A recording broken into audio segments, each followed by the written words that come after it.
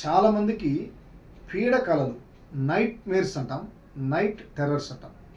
ఒక వ్యక్తిలో పీడ కలలు వస్తున్నా, నిరంతరం లేదా ఎక్కువగా పీడ కలలు వస్తున్నా, అదేవిధంగా ఆందోళన ఎక్కువ అవుతున్నా, నిద్రలేమి ఎక్కువ అవుతున్నా, ఇవి మానసిక రుగ్మతలకు సూచన.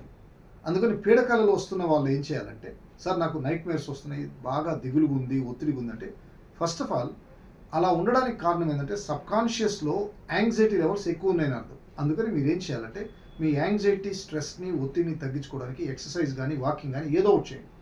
2, వీలైనంత వరకు రోజులో ఒక 5 నిమిషాలో లేదా ఒక 3 నిమిషాలో ఒక తెల్లటి దూది కానీ, ఒక తెల్లటి దాన్ని అంటే వైట్ కలర్లో ఉంటున్న దాన్ని మీరు అబ్జర్వ్ చేయండి, బాగా ఫోకస్ చేయండి.